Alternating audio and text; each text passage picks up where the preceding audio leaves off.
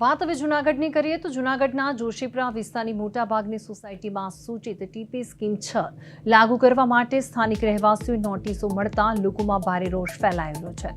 આ વિસ્તારમાં મુખ્યત્વે મધ્યમ અને નાના વર્ગના લોકો વસવાટ કરે છે, જેમણે અંદાજે 25 વર્ષ પહેલા પોતાની મૂડી રોકીને મકાનો બનાવ્યા છે।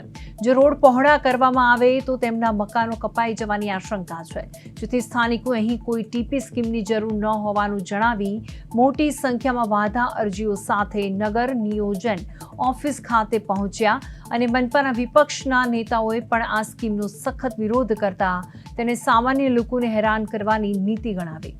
તો બીજી તરફ જો વાત કરીએ તો નગર નિયોજક અધિકારીઓએ સ્પષ્ટ કર્યું છે કે આ સરકારી સ્કીમ અંતર્ગત આશરે 6500 જેટલી નોટિસો ઇસ્યુ કરવામાં આવી છે અને નાગરિકોની વાંધા અરજીઓ સ્વીકારવામાં આવી રહી છે, તેમજ સ્થળ તપાસ બાદ જ્યાં જરૂર જણાશે ત્યાં જ રોડ પહોળા કરવામાં આવશે। હું અહીંયા 20 વર્ષથી રહું છું અને માંડ કરીને અહીંયા મકાન બનાવ્યું હોય અને અત્યારે વેરા બધું ભરીએ છીએ। અત્યારે આ ટીપી સ્કીમ અહીં લાગુ કરવાનું આવ્યું તો આ મકાન પાડી નાખે તો અમે ક્યાં જઈએ? આ બાબતથી મને નોટિસ મળેલી છે, તો ટીપી સ્કીમ કેન્સલ થવી જોઈએ। આપણે વોર્ડ નંબર કેટલા અને કયો વિસ્તાર? Ward number 4 Kailashnagar 2। અને આગળની તમારે શું ટીપી સ્કીમ કેન્સલ નહીં થઈ તો? ટીપી સ્કીમ કેન્સલ ન થાય તો બીજું હું અમારા દુઃખ પૂરું કરવું પડે અમારે બધા અહીંયા ક્યાં જવું?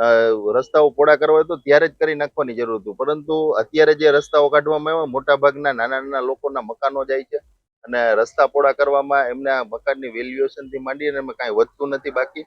એટલે આ ખરેખર છે તમામનો વિરોધ છે ને રદ કરવું જોઈએ। એક તરફ આપણે જોઈએ કે જે વિકાસ કરવાનો છે એ નવા અને પાછળના અને જે જુનાગઢના રસ્તાઓ ખરાબ છે એમનો કરવો જોઈએ। એમને બદલે જ્યાં હજી તો રહેણાંક વિસ્તાર છે જૂના છે ત્યાં આ લોકો કોઈને કોઈ પ્રકારે તમામ પ્રકારે હેરાન કરી રહ્યા છે। જે ખાડા ખબડાઓ જુનાગઢના છે એ બુરતા નથી અને સામાન્ય જે જનતાઓ છે એમને હેરાન કરવા માટે આવું કરી રહી છે। ભાજપ સરકારને ગમે ત્યાંથી પૈસા જોઈએ છે, ઉપરાંત આ લોકોને જે કપાત થશે એમાં કોઈ પણ 1 રૂપિયાનું વળતર નથી આપતું।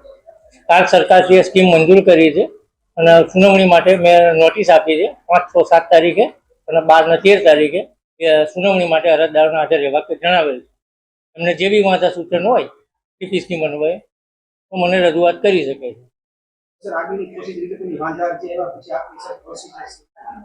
આગલી પ્રોસિજરમાં એવું છે કે અધિનિયમ 1973 ની જોગવાઈ મુજબ જ્યાં વાંધા સૂચનો હશે ધ્યાને લેવા જેવા એ અન્વયે કાર્યવાહી।